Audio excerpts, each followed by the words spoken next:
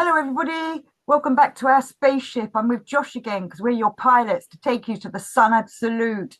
And to get to the Sun Absolute on our special spacecraft or spaceship, obviously, we're going to be passing lots of planets and worlds. And we thought today we'd discuss what the worlds are in Gurdjieff's terms. So I'm going to hand it over to you, Josh. What are all these worlds he talks about, Mr. Gurdjieff? Yeah. So, I suppose. I mean, I guess in various traditions there are similar ideas. I guess like about different worlds. I mean, whether they use the same terms or not, or different like planes of consciousness, or like in some of the like Hindu traditions, there are different planes of consciousness. Or like, I suppose, Christian ideas and Zoroastrian ideas about different worlds or different planes, like heaven and hell and stuff like that. Or like, I guess you could say even a lot of the teachings have those ideas about different bodies, or different sides to man's nature. Again, or different planes of consciousness that he can have access to, or that compose his being. That he's not just limited to one nature or even like one body. So I guess you could say, yeah, the ideas of different bodies kind of corresponds to. It would make logical sense if there's a different body, then it kind of occupies, you could say, a different world or a different, I don't know, plane of existence or something like that. So I suppose in like Gurdjieff's teaching, he tends to talk about, well, I suppose many worlds and the ideas of different cosmoses, maybe another word for world, and the different kind of laws that operate in the different worlds. But I suppose basically you could kind of reduce it down to like 3 or 4 worlds or bodies, maybe, to make it, a bit more of simplification, a simple idea to begin with. Like he talks of the physical body, the organic body, and the astral body, or sometimes maybe in Beelzebub's Tales he calls it the Kesdjan body, and then the soul body. Again, he tends to talk about that in Beelzebub's Tales. So I think, like, in Beelzebub's Tales he tends to speak of 3 bodies, and maybe like in some of his earlier writings, or like lectures that are recorded, like his stuff in Ouspensky, like in Search for Miraculous, his chats with Gurdjieff, I think he tends to talk of 4 bodies, and uses some slightly different terms. But yeah, just generally speaking, you could say there's kind of three or 4 worlds or 3 or 4 bodies that he speaks of. And I suppose that, if people are open to that kind of thing, if they're a spiritual seeker or that kind of, they're probably a bit more open to that idea than, so to speak, your average Joe, who tends to maybe see things a bit more just physically or materially, kind of material mindset. But I suppose in a physical sense, the closest thing I guess you could say to the idea of different worlds would be like, I suppose in like science, say, or the idea of like cosmology. Like, in science, there's the idea that there's an atomic world, you could say, and composed of atoms that have a certain kind of nature and behave a certain way. Or now, last 100 odd years, there's the idea of the quantum world. So that's even like, smaller than atoms. The like quantum world, atom world, molecular world of molecules, world of cells and organic compounds and stuff like that. So I think as well, that's maybe why in some of his writings he uses that kind of framework. I don't think it necessarily speaks of atoms so much, but a lot of the time he uses like cosmological language, like planets, galaxies, all galaxies, suns, all kind of suns, because it's a kind of a handy sort of, you could say, spatial or physical, you could say, analogy or metaphor. Again, like, we don't, in our general state, you could say, we don't experience the atomic world, although the objects supposedly that we interact with in our day-to-day life are made of atoms. And in the same sense, you could say that on a larger, if you zoomed out on a larger scale, we don't experience like the world of the planets. I mean, again, we can look through a telescope and see images of planets and stuff, but that's not that's, you could say in a sense, that's not the world we live in, like in our general state, let's say, that I'm not like consciously experiencing, say, the planet Earth, or experiencing myself on the same kind of scale as the planet Earth, and experiencing like the other planets in the solar system, say.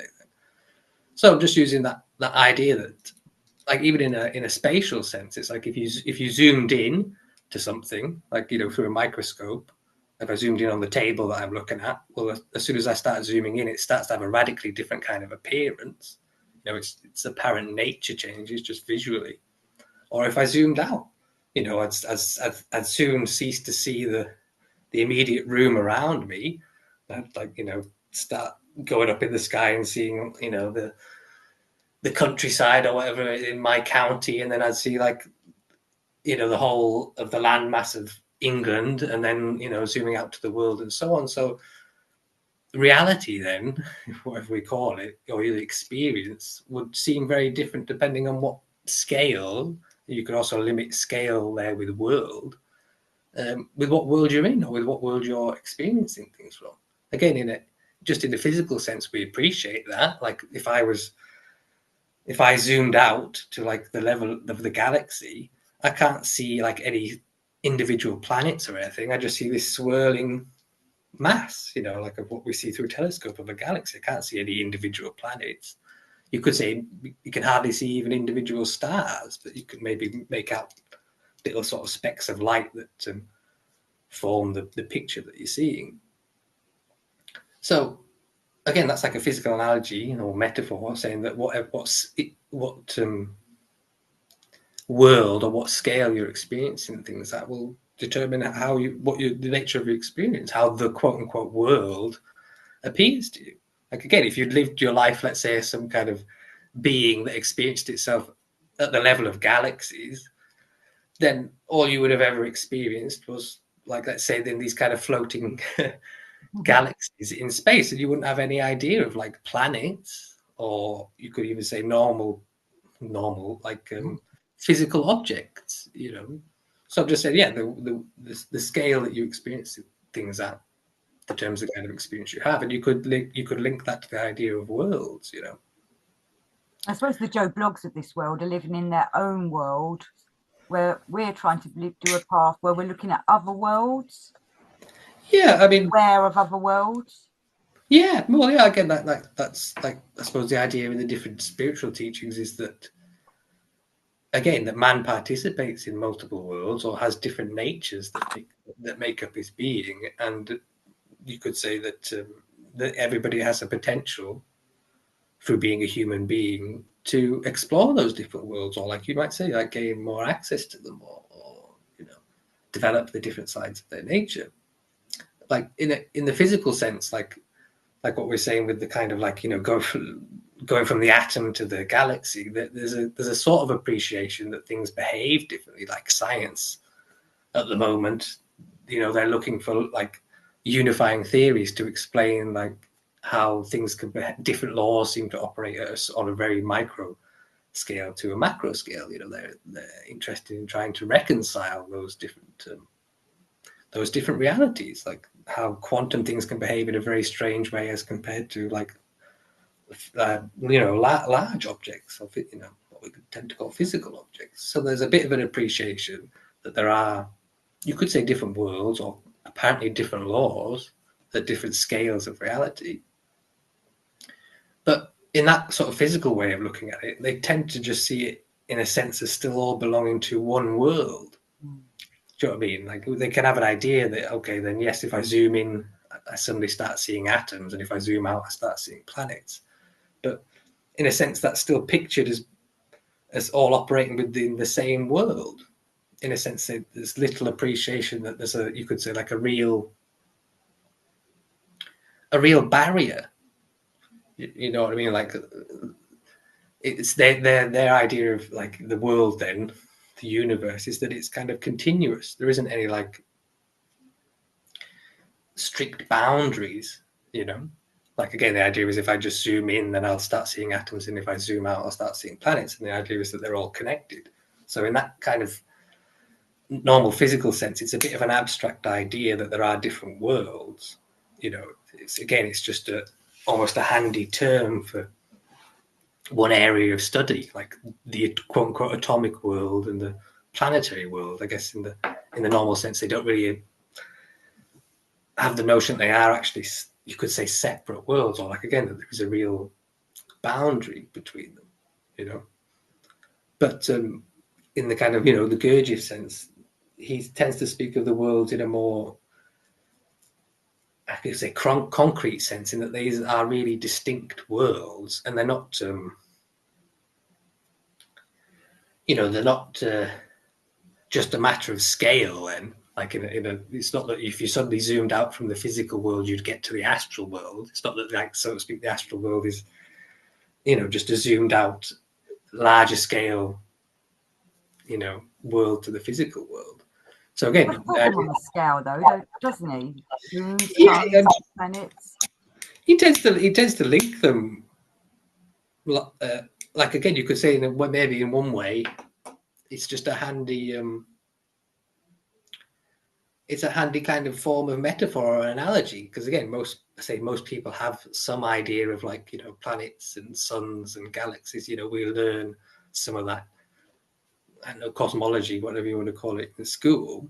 So you could say it's a handy thing to reference. Like it's like what I was saying with science, like atoms and planets. It's a handy metaphor that we can have some reference to in our, so to speak, day-to-day experience. You know, this idea of different levels of reality, and that, like, scales of reality, and that things appear different depending on what scale you're at. But I'm just saying that his idea, then, on some of the spiritual teachings, it's a bit different in that sense. Like you say, it's not that you could just, like, zoom out and you'd get to the, I don't know, the astral world or whatever. Like you said, that they're actually different worlds with really different natures, and that how you could say how you access them or participate in them is because you could say the human has something in them that's of that nature. You know, it's like if the human was just a physical being, then he would have no means of access, let's say, into the astral world. You know, obviously you have to have some kind of astral nature to be able to participate in the astral world. So he does tend to, like, yeah, he puts them in a scheme and he links the astral world with the realm of the planets. Now, again, you could say whether or not he means that literally when he speaks of, like, the astral world being at the same level of the planets, or whether he's just speaking kind of, you could say, like, metaphorically, or using a physical analogy, you know, because again, it wouldn't seem to be the case that if you got in a spaceship and went out into space and were kind of in the, so to speak, in the realm of the planets, that you'd suddenly be in the astral world. Just see what I mean? Like, it's not like so it doesn't really hold up as a strict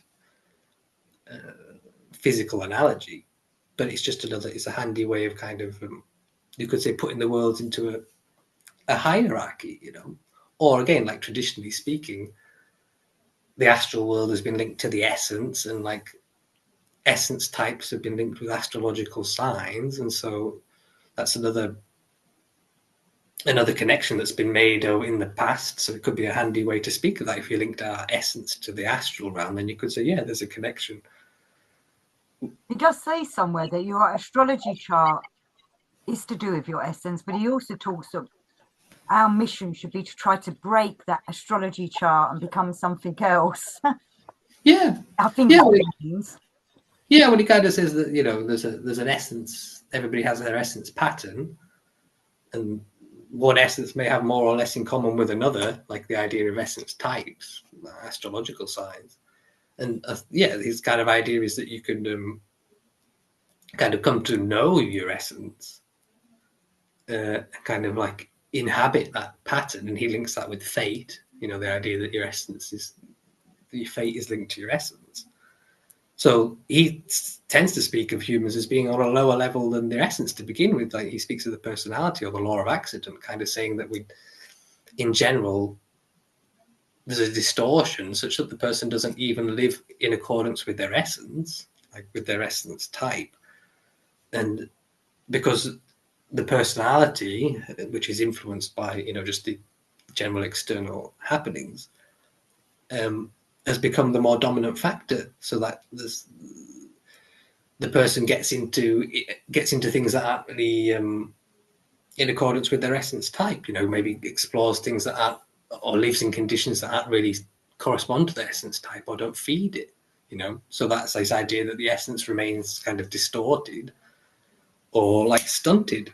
So it's like, yeah, you have to, according to his kind of teaching, you have to come to know your own essence and be able to live in accordance with that first, like your essence type, and feed that. And then from that, there's the possibility, like you're saying, of going beyond that particular essence type or pattern or fate. So he speaks of the law of accident. That would be like personality, living according to personality, and kind of more sort of haphazard external influences dictating how you live your life. And then you can move beyond that to the level of the essence or fate. And that would be like, yeah, living in accordance with that essence pattern that you've been given, or essence type that you were sort of born with. And then he speaks of even beyond that, the level of, I think he calls it the law of will. So again, that would be like breaking out of the essence type or the essence pattern, and being able to live, you could say, in accordance, well, living, you might say, more creatively, not being bound by the kind of tastes or appetites or inclinations that your essence was, that you were born with, or that belong to the essence type. Because the higher you go up, the less of the laws work on you, isn't it? You don't be. Yeah. Well, I mean, he speaks of he tends to speak in terms of numbers. Like, again, it's a handy sort of metaphor or analogy. Saying there's a certain number of laws in a lower world and less number of laws in a higher world. Or again, you could link it with just the idea that the different worlds have different natures and different possibilities. So again, relatively A lot of speaking, laws on this planet, haven't we? I think it's like 96 or something, or 98. Can't remember properly. I think 96 for the, like, the physical world or the personality, and 24 for the astral body. So again, it's a handy like numerical reference to you could say, to put the point across. But yeah, just the idea that the different worlds have different natures, and you could say that different things are possible. Again, a physical analogy would be like states of matter. The physical state of matter, a solid, has a certain nature, and you can do certain things with a solid that you can't do with a liquid. Mm-hmm. A liquid is a different state of matter and has different possibilities, and the same with a gas. So you could say that, as a physical analogy, that liquids, solids, and gases are under different laws. Well, again, just the idea that they have different possibilities and different potentials. Remind me of Bruce Lee, be like water. Yeah. And so again, the idea is that in general, so to speak, the average person, whoever they are, tends to regard themselves and experience themselves in just the kind of the first world, then, or what you might say the lowest world, the physical world, and that has certain apparent limitations, just in the same way that a solid, has certain limitations, perhaps as compared to a liquid or a gas. So if the person experiences themselves as just, you could say, as being a physical being in a physical world, then they will experience themselves with the corresponding kinds of limitations. If I just regard myself as being a physical being amongst other physical beings, then you could say, yeah, it's a quite limited, comparatively, it's a quite limited kind of life or perspective that you'll have on things. You'll have more limited experiences, because you've only got one world that's available to you. Again, he kind of says that those, say, the higher worlds or the other sides of our nature remain cut off from us. It's like he uses the idea of the subconsciousness, again, as you could say, an analogy, that those other sides of our nature get screened from us. He uses his idea of like conditioning. Something happens at a young age to the child, and it kind of goes off on a tangent, and the kind of development that takes place is distorted, and these other sides of its nature, like these other bodies then, or and the other worlds that they correspond to, get stunted. They become screened. Again, it's it might be a kind of a strange notion, but I mean, the nearest thing we have in like psychology is the kind of idea of the subconsciousness. That we've got this whole other side of our nature that is kind of screened from us. We can't, in general, access it directly, but yet it's there and also has a significant influence from behind the scenes on how we do live our lives. So, I guess in psychology, that's one of the nearest ideas that we have. In the mainstream, that there's others that there's another vast side of our nature that we don't experience in general, that's screened from us. So yeah, you could say that his idea is that those two higher bodies, like in the worlds, the Kesdran world or the soul world, that we don't, in general, we don't experience them. Or you could say that the way that we experience them is very distorted or watered down. We kind of get a watered down version of it. Because you could say then that the astral world, in a sense, just corresponds to the inner world, what we call the inner world.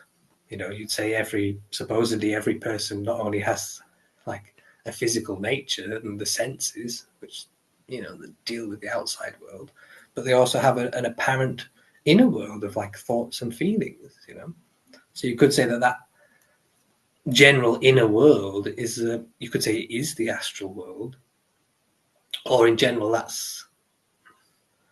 that's how we contact it, or experience it. So you could say in general, our thoughts and feeling states are kind of a watered down version of the astral world.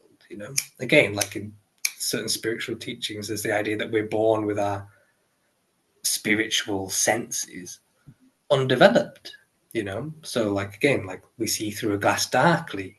When it comes to you could say the higher worlds, we have some form of contact with it, but it's all kind of obscured. So you could say in general, the way an average person experiences their thoughts and feelings is kind of like that. You could say what they're experiencing is the astral world, or the kind of material of it, but at a very low level, or just like, very obscure level, So that, again, the idea is that a transformation can take place with that inner world that corresponds to like the development of that second body or the astral body, and the kind of awakening, to that world, like the lights coming on, or like, like the eyes developing so that they can kind of see in focus rather than like, it all being blurred. I think also with that kind of thing, I think that's why many people, especially in the last few years, are beginning to sort of see there's something else going on, but then they haven't got any guidance in any way of what to do.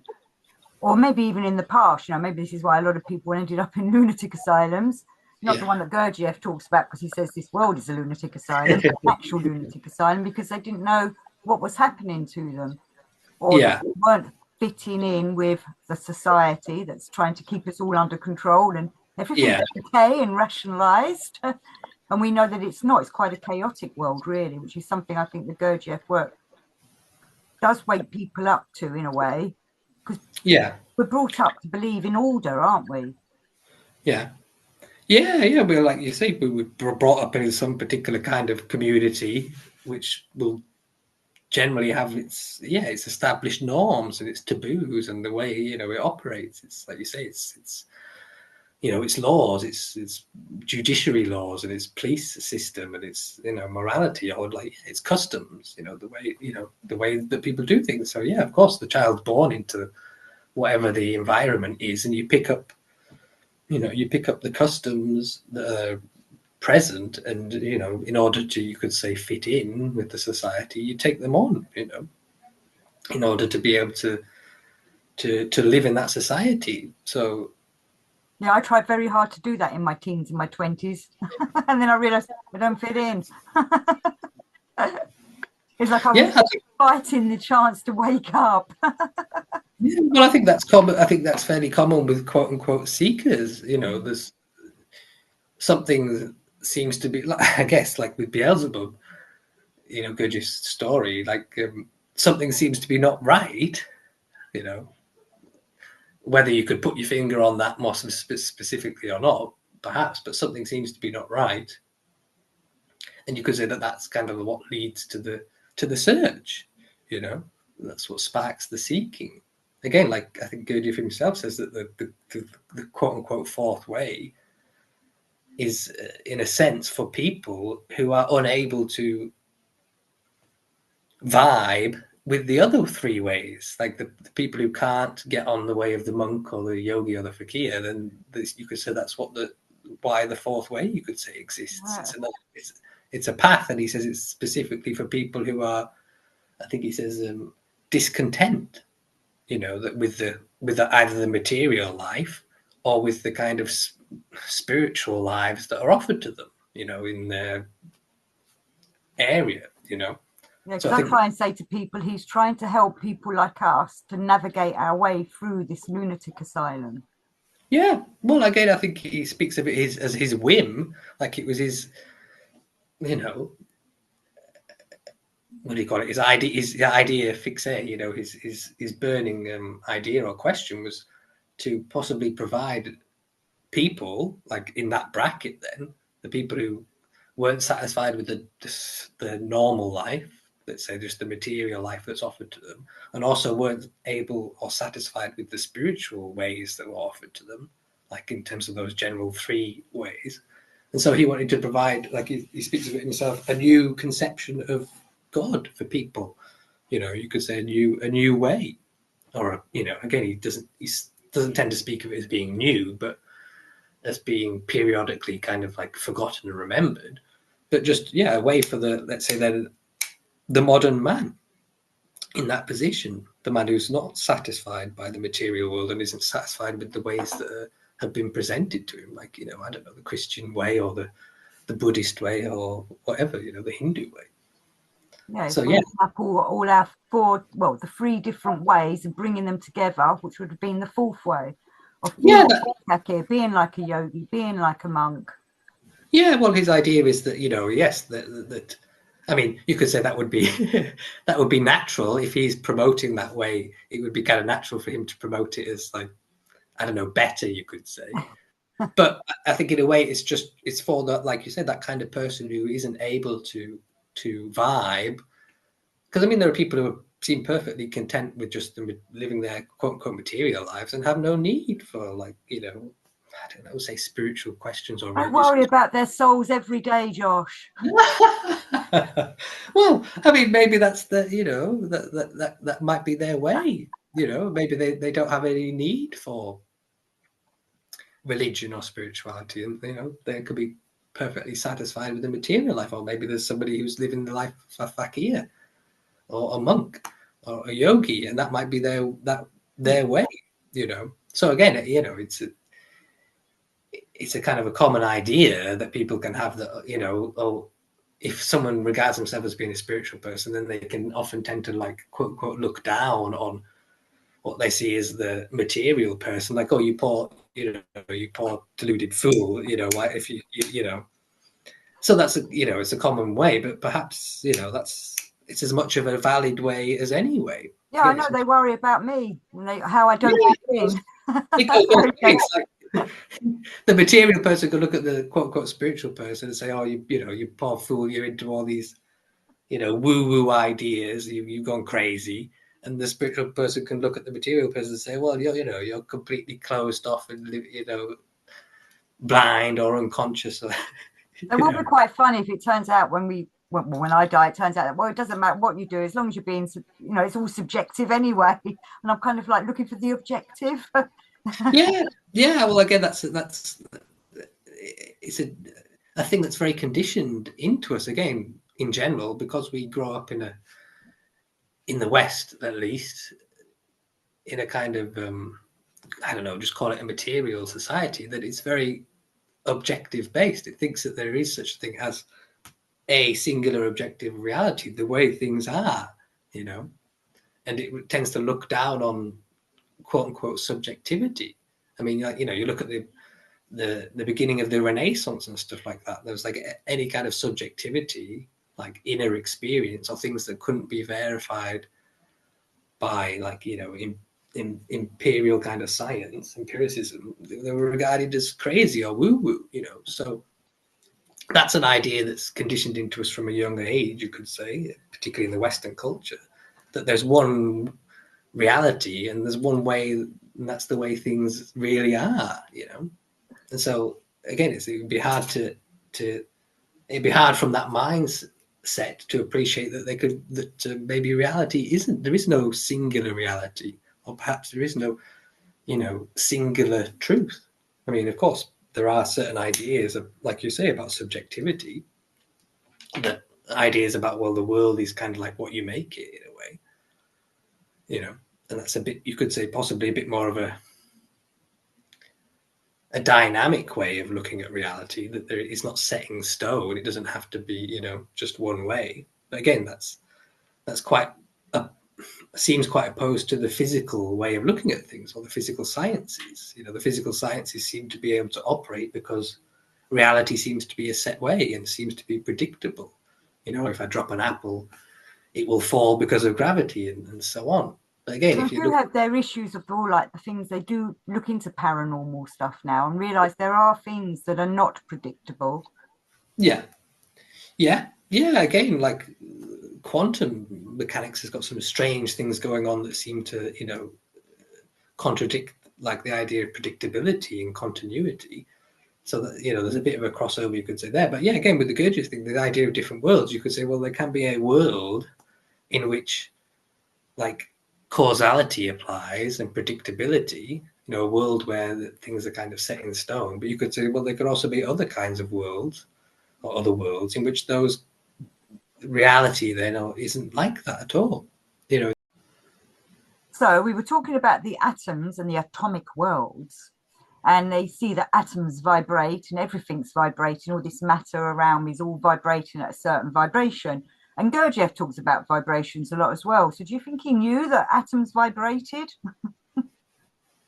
Oh, I mean, I guess I think that, yeah. I mean, I think it seems to be suggested in what he talked about. Like, you know, he talks about, I think in Beelzebub's Tales, like different kinds of equipment that ancient people developed to try to measure like vibration and rates of vibration. So yeah, I think that's quite an old idea. Like, you're looking like some of the Hindu scriptures and stuff. There's like the idea of Om, you know, the sound Om as being a kind of a primordial, you could say sound, and sound, you know, you could say like vibration. So I think, yeah, I think that idea is, but I mean, they might not have expressed it in those modern terms, but I think the idea of vibration has been around for forever. You know, like, yeah, like everything you know, you could say you see is like a vibration, or like they have in science the idea with light. You know, there's different spectrums of light. You know, there's visible light and infrared and ultraviolet and X-ray, and you could say they're different frequencies of light, different vibrations of light. And again, depending on what kind of light or what kind of eye you're looking through, you know, then you'll see a completely different kind of world. You know, if you're looking with X-ray eyes, then the world that you would see would be quite different than if you're looking through eyes visible light, isn't it? You know, again, that's kind of a problem, I suppose, with or a limitation that in general we have, like say through science. You know, we can create instruments that can see in ultraviolet light or X-rays. You know, we could look at an X-ray scan of a hand and see the bones and stuff. Well, obviously, in order for us to see them with our physical eyes, those images have to be translated into like visible light, you know. So in a sense, yeah, when you look at an X-ray picture, you could say you're not really seeing what you would see if you had X-ray eyes, because you're seeing that world translated into visible light, you know. So again, you could say it's another idea of worlds there, you know, like say with physical perception, with that, you know, physical light, that we're limited depending on the kind of instrument that we're using. You know, if we're just using our physical eyes, then we can only see in the visible light spectrum, and everything has to be translated into that. Again, there's ideas like, oh well, if you saw a color that wasn't on the, you know, a new color that wasn't on the rainbow spectrum, how would you possibly describe that to someone? You say, oh well, or if like someone couldn't see blue, let's say they were colorblind just specifically with blue, and you were trying, and somehow or other it came up in conversation, you were trying to say, well, hang on a minute, I see this other color. How would you explain that? You could say, well, it's not like green, it's not like yellow. I call it blue, but how could you possibly convey what blue is, to somebody who hadn't experienced that, I've got 2 points on that. In the ancient world, they never had a word for blue. I think it's in the ancient Greeks they didn't have Yeah, decided to make apparently. it up, which I Yeah, find fascinating. Like, well, how did they describe the sky? But they had ways yeah. of describing it, but they never used that a That, colour. yeah. Yeah, again, I've heard about that. People have questioned, well, did they not, was it just some linguistical thing that they just didn't like, they didn't speak of it, or was there some perceptual thing that they didn't actually register that kind of color? So again, it's a kind of a good, analogy for the idea of worlds. It's like if you don't quote unquote see it, then it doesn't kind of exist for you, So again, that Elliott idea. said that we don't see all the colours anyway. He says there's loads more colours. I wonder if we're beginning to see them with all these plant hybrids that are going on now, because some of the plants I see in the local plant centre are just amazing, the colours, and I wouldn't even know what colour that is. But I Yeah, find it yeah. interesting he said that. Well, I think the idea is the same thing. That I mean, he might just be using that as an analogy. That again, for the idea that our perception is kind of is distorted or clouded over, so that we don't have access to these other planes of reality or layers of reality that are there, because our instrument has become clouded over or distorted. So again, it's another good analogy, or like image for the idea of worlds, that you can be, so to speak, you could say, existing in multiple worlds, but if you don't have the means to engage with them or like perceive them, let's say, then they're invisible for you. So again, that's the idea, I suppose, with like what Gurdjieff talks about with like initiation. He says all initiation is self-initiation. You could look at it that way. It's like it's a transformation that has to take place, you could say, individually, in order for like a world to become apparent to you. Some sort of new instrument, you could say, has to develop or kind of like come online, become activated, in order for you to like perceive that world. The astral world, again, so far as the idea goes, it permeates the physical reality. So you're swimming in the astral world all the time, but the idea is that, yeah, in general, we don't perceive it, or again, we only interact with it in this kind of very watered down way. So again, the idea is that some kind of inner transformation can happen that enables you to become aware, you could say, or conscious of these other planes of reality, and thereby be able to consciously kind of participate in it. But again, that's only some kind of inner transformation that can enable that. In a way, you can't, I mean, you could receive, I don't know, some kind of teachings or whatever, help from outside, but again, at the end of the day, it's still going to have to be like an inner, could say, individual or personal kind of transformation that's going to enable you to gain access to those other worlds. That if we say that if they do exist. So again, like, I think in quote unquote normal everyday experience, I was thinking, yeah, maybe another idea for like different worlds would be the idea of the different states of consciousness that we tend to experience. We have the waking state. I wake up in the morning and bang, here I am again, and the waking world is available to me. Call it the physical world. And when I go to sleep at night, then if I'm dreaming, then the dream world becomes available to me, and it has a different kind of character and nature to it to waking life. Like, people will know that they can maybe fly in their dreams or do different things that don't seem to be possible in the physical world. And we also have a state of deep sleep, where supposedly there's kind of nothing there, you could say. Again, so it's very different. So you could say in our general quote unquote general common experience, we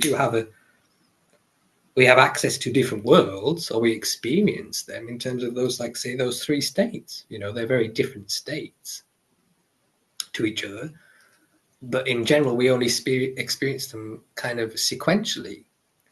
you know, I wake up in the morning and then I go to sleep and I'm in the waking world, and then I go to sleep and I leave the waking world and enter the dream world, and then I go into deep sleep and I leave the dream world and go into deep sleep, you know. So we experience kind of different worlds. But again, the general mindset is that those aren't really separate worlds. They're just kind of states within the physical world. People say, oh, well, when I go to sleep, I'm just inside my mind. You know, these dreams are happening inside my physical head, you know, inside my physical brain, you know. Again, that's one way of looking at it, but that's quite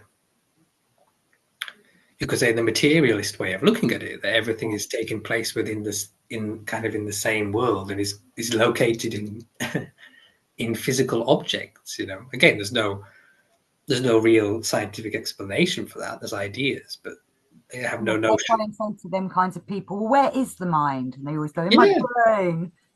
We don't know. exactly. Exactly. There's no understanding in science. I mean, there's ideas, but there's no understanding how you can go from, let's say, neurons firing, like electric currents going through some physical matter, how you get from that to a quote unquote conscious, you know, experience, you know. So I'm just going to say, yeah, that's we tend to look at the idea of different worlds through the materialist perspective, which reduces everything back down to, in a sense, the same kind of world, the physical world. We say, oh, well, anything that happens is just happening in the physical world, isn't a product of it. So that kind of is a very reductionist way of looking at things, and again, just reduces it all back to the same kind of world, you know. And also, again, apparently, it's like common, you know, in general, people only experience those worlds separately. Like, there seems to be stark segregation. Like, when I'm awake, I'm not dreaming. You know, when I'm dreaming, I'm not awake. Or when I'm in deep sleep, I'm not dreaming or I'm not awake. So those different states are very segregated from each other, you know. Like, again, with this idea, Gurdjieff's idea of buffers, like he says, psychologically we have these different sides of our nature or character, but they always remain screened from each other, you know. And whichever sort of state we're in, all the others become like unconscious to us, you know. So we're only, like, in a sense, operating from one state at a time, and when we're in that state, the other states are completely, we're kind of oblivious to them, you know. So again, that idea of transformation, or like the expansion of consciousness, is that the kind of barriers start to break down, you could say. Let's say, just using the analogy of like the waking, the dream, and the deep sleep states. If our normal experience of them is that we only ever experience them kind of one at a time, like I'm either awake or I'm asleep or dreaming or in deep sleep, then it'd be quite a strange experience if the barriers broke down, such that you weren't only operating from one state at a time, like, you know, either, you know, but if your consciousness expanded, then you could be participating in the waking world, the dream world, and the deep sleep world simultaneously, you know. So that's, in a way, that's kind of what you could say they're speaking about with the development of consciousness. It's not just becoming more conscious in the waking world, like I'm just more, you know, I can heighten my awareness of everything that's going on in the physical world and on the waking state. But the expansion is more like the barriers break down, which again, to the normal mind, that is kind of incomprehensible, or would seem to be like insanity. It would seem to be like insanity. Well, how can I be both awake and operating in the waking world, and at the same time, say, dreaming and having a dream experience, you know? Because again, I was going to say to you, I find it incomprehensible how that could happen, but obviously it yeah, could. But it's yeah, like, it's beyond my, yeah. What would that be like? yeah, Your yeah, mind. yeah, yeah. But you know, I think that's in a way what they're talking about with the expansion of consciousness, is kind of like that. That you can access those different worlds that we have, that we experience in general, but we experience them in a segregated way. I'm either awake or or I'm sleeping.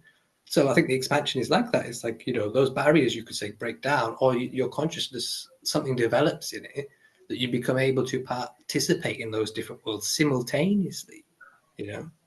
So that was, like, again, that's a kind of a radical notion of this idea of the expansion of consciousness. because again, we're so used to apparently operating like just in one state at a time.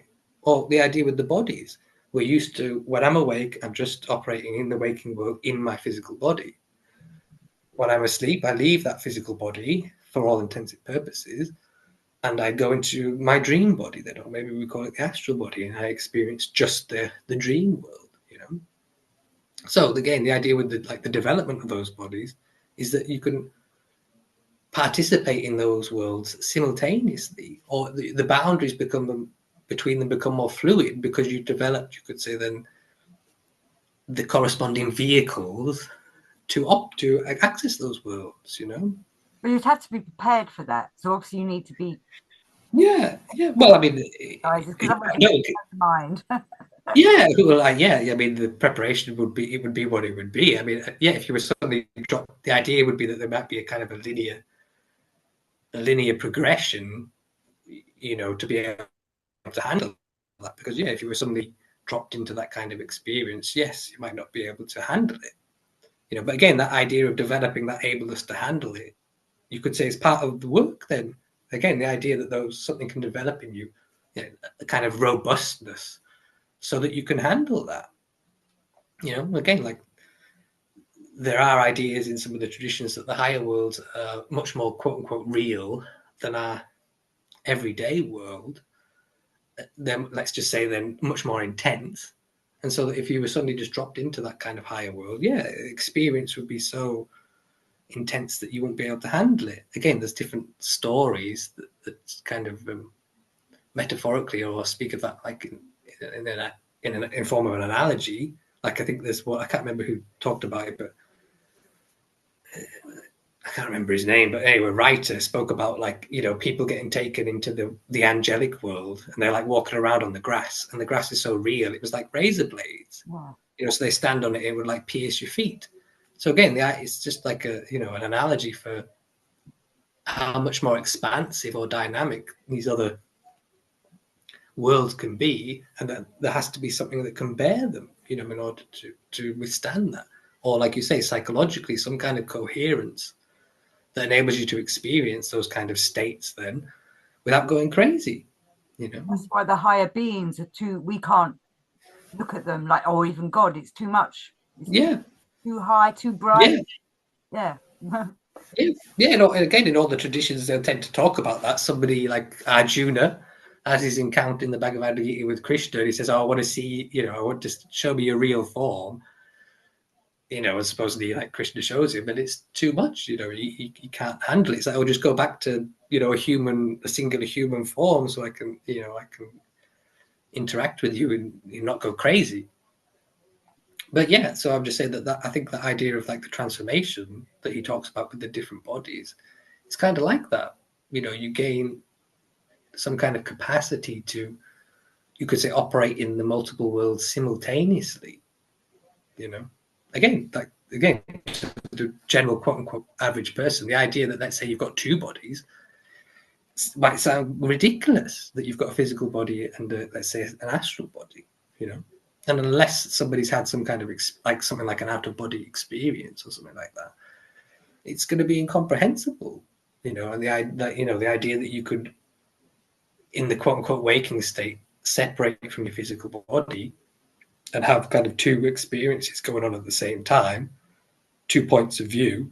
You know, like I could be sitting here, I don't know, washing the dishes, and kind of aware of that with my physical body and my physical senses, but at the same time, maybe be doing something else with my astral body. You know, again, that's kind of incomprehensible to the. I know, I remember in the Bennett books, I can't remember which one it is in, where he talks about he wanted to know how to come out, be in his astral body, and Gurdjieff kept showing him exercises and he wasn't doing it. And one day Gurdjieff left the room and Bennett apparently did it and was up looking at himself down on the chair. And Gurdjieff came back in the room, looked at Bennett in the physical chair, in the chair being physical, and then looked up at him and went, Yeah, like, "Oh, you've done it," and walked out again. I think that's just yeah, one of the greatest stories ever. yeah. I think I remember that. I think it's in like Witness or one of his books. He said that he was reading at the time. You know, he was in a group meeting and he was reading Beelzebub's Tales, and then something happened and he separated from it. And yeah, he was, the experience was remarkable. But one of the things he found most remarkable was that he was looking down at himself and his body was still carrying on reading and operating perfectly fine, So again, that's shocking, because to the quote unquote normal person, they think that, well, I have to be here in my physical body in order for it to be operating, But it shows there was two, him in the Yeah. astral body and him in the physical body, which is just quite mind-blowing again, really. Yeah. But again, even in the quote unquote normal states of experience, people have watered down versions of that. Like again, you could be the classic example. Let's say you're driving your car home and you drift off into imagination, and when you come back to yourself, let's say you haven't crashed, the car is, you've been driving the car perfectly well, So again, that's like, you could say, a watered down version of the same, you could say, thing that we're talking about. It's just that, again, that tends to be when the person goes off into imagination, their subjective consciousness loses consciousness of the physical body.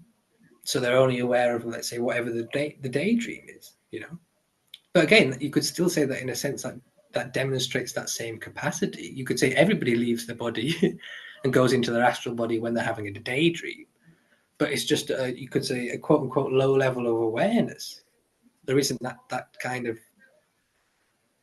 expansion of consciousness, that there's a simultaneity to it, that there can be both driving the car and off in the daydream. I think again, but what he means by the expansion of consciousness is kind of like that. It's not just that you're aware of one world in a more heightened state of awareness.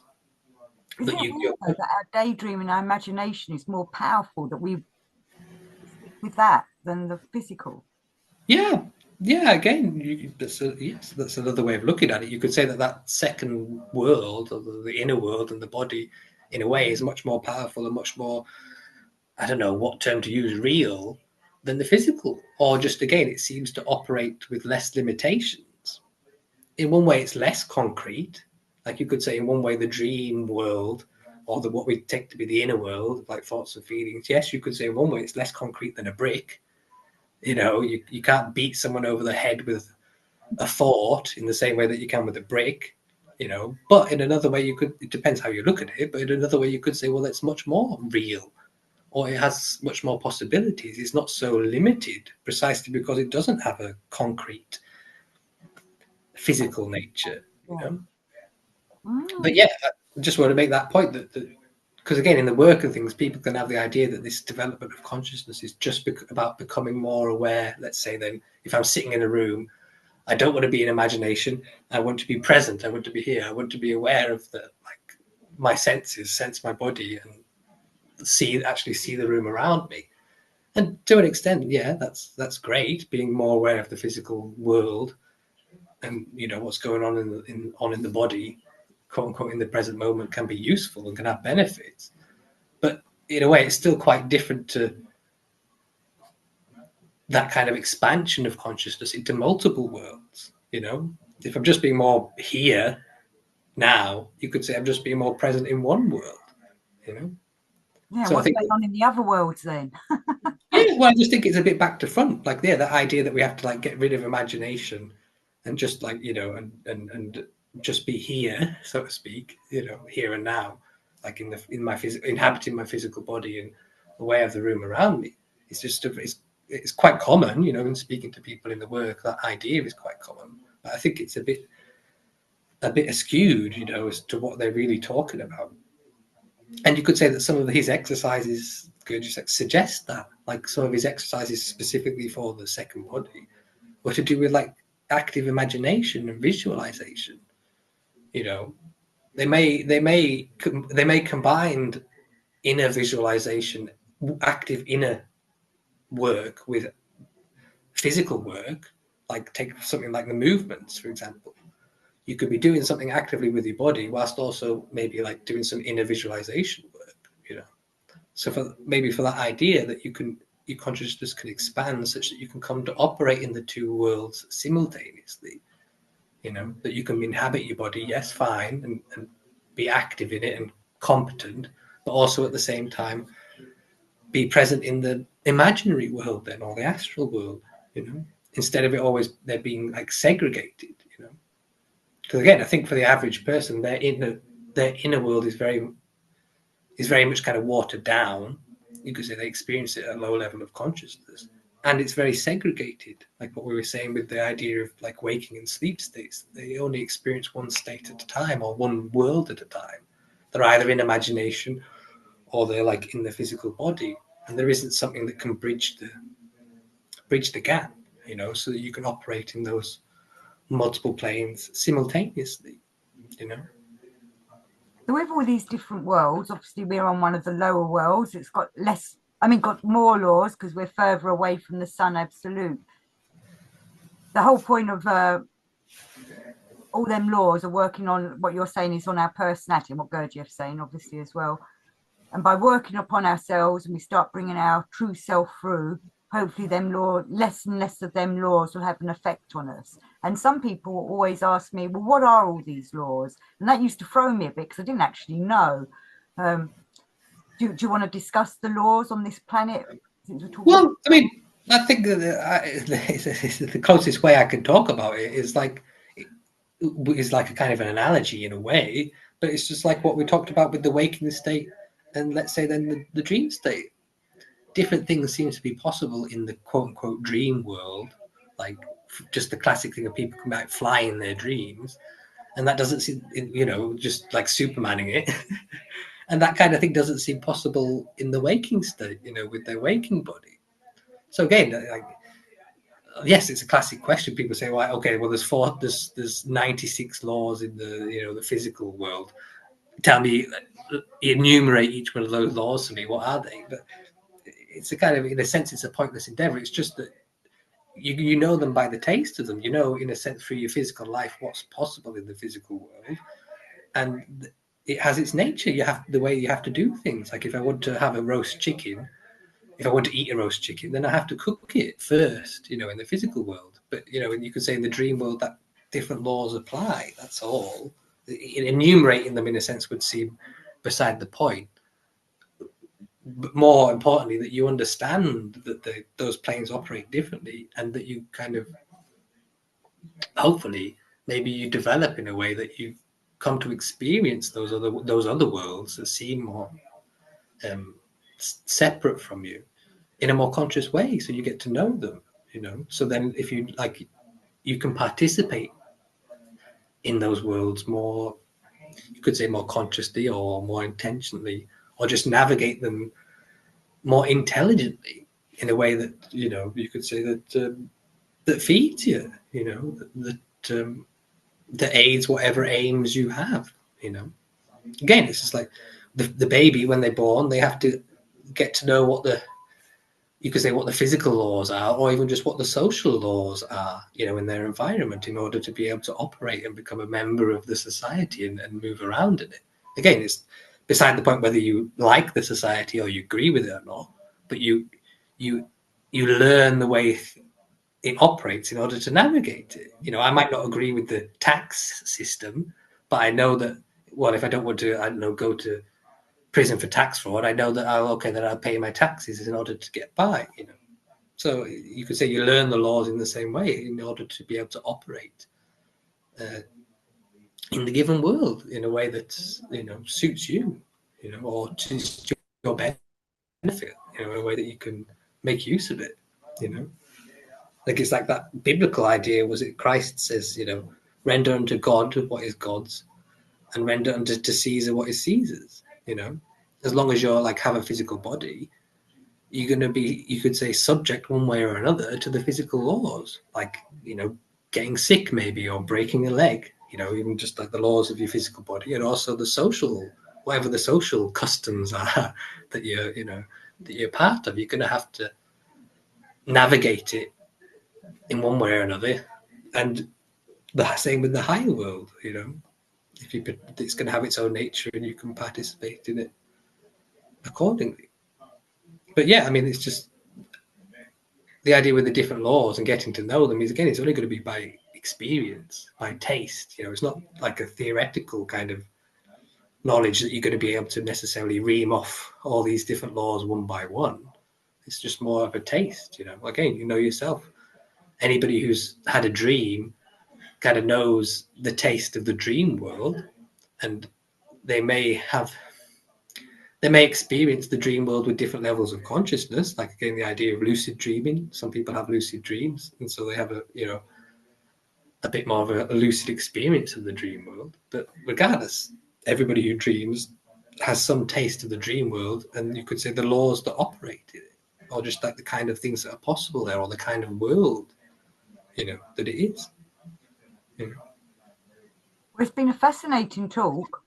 I think it's been really great talking about all the different worlds and everything. Obviously, the Sun Absolute works on the least laws. I believe it's 3 laws only, as the mighty higher pass eats it away, which is what soon. We're going to have a mighty higher pass eating away at our little show.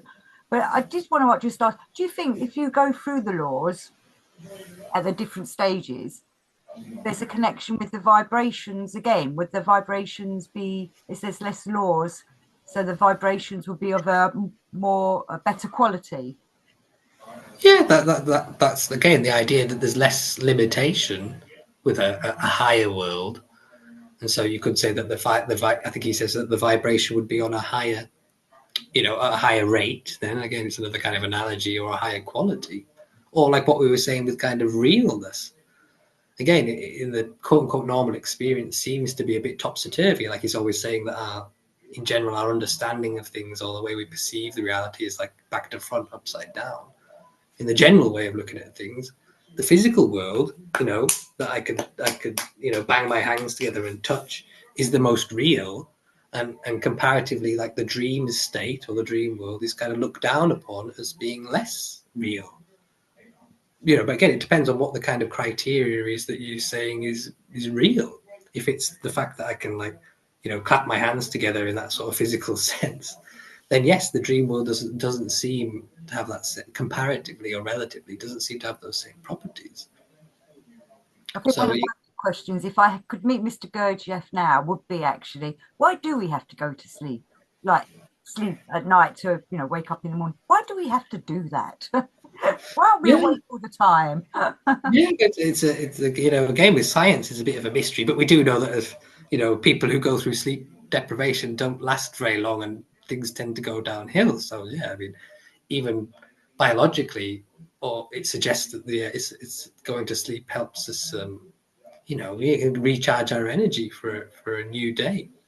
So partly physically, and also maybe partly psychologically, that we need to access that state periodically.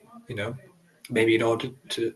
I mean, there's all sorts of ideas, like in terms of interpreting the dreams. There's ideas that dream states help us process our physical experiences, come to new understandings, work out maybe issues and things that that we've gone through in the physical world.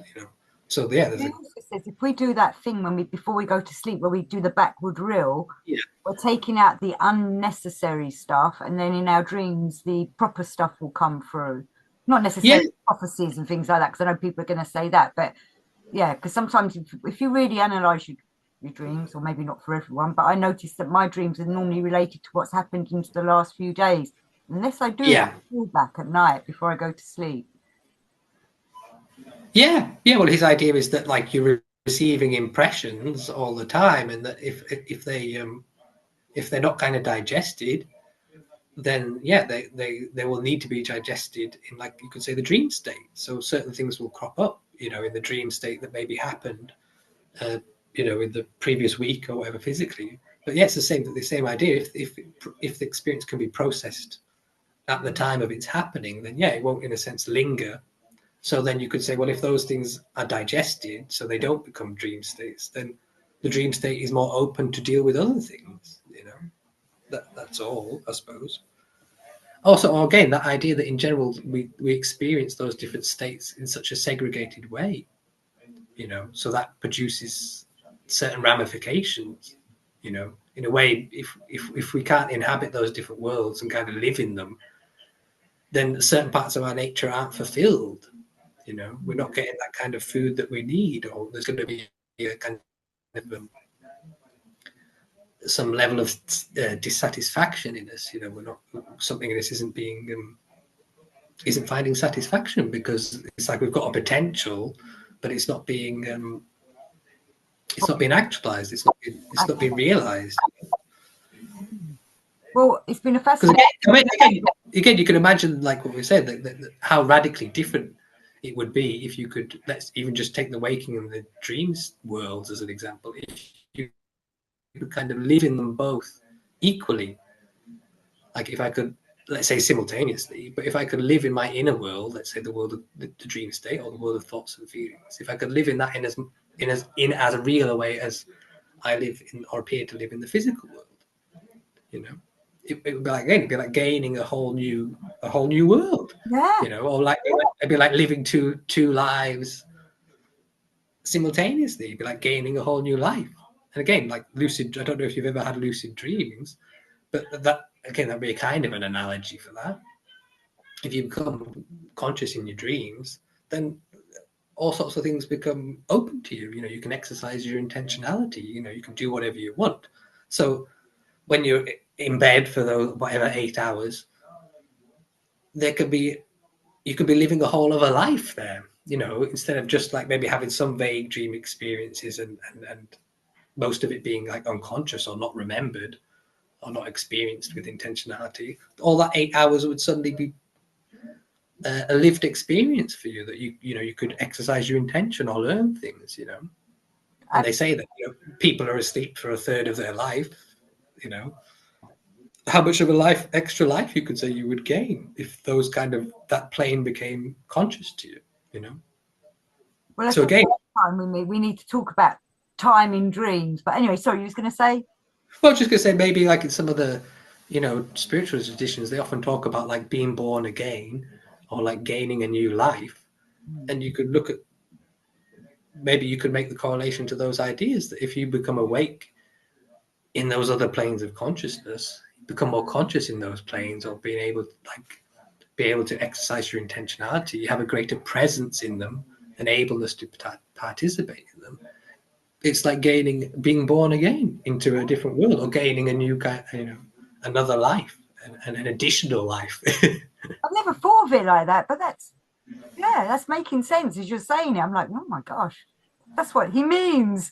Oh, you know, like the Christ and such like. That's maybe that's what they mean. Yes. Yeah, yeah. Well, like that he often said, you know, apparently, anyway, he's quoted as saying that, you know, the kingdom of heaven's already here. Yeah. But I think again, if I'm just looking at that, interpreting that in terms of what I see generally as the physical world, well, it sure doesn't look like that. You say this doesn't look like the kingdom of heaven. If there's, you know, well, at least my idea of the kingdom of heaven, if there's lots of people suffering and conflicts and blah blah blah.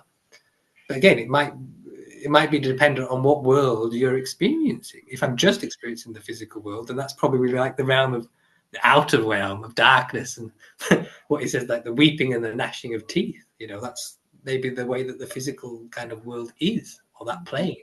It's suffering. It's limited to like suffering and decay. You know, like the Buddha found out. But we may have access to, at least potentially, these other worlds in which those things are overcome.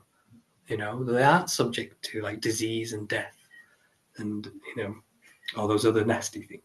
So yeah, they may be there already. Like, you know, Christ said, it's already done. You know, you're already redeemed, kind of thing. In the praise sense, be. Hallelujah. yeah, Well, you may, we've got to be over you may. time actually, because we're Oh, going to run out of time any minute. So I just wanted to say thank you very much, Josh. Thank you everybody for listening. Josh, just tell everyone where your blog is. On the WordPress, if you type in Beelzebub and Gurdjieff, you should find it. So thank you everybody for watching, and until next time, we'll take you on another flight to the Sun Absolute very soon. Thank you for watching, everybody. Thanks, Josh. Thank you.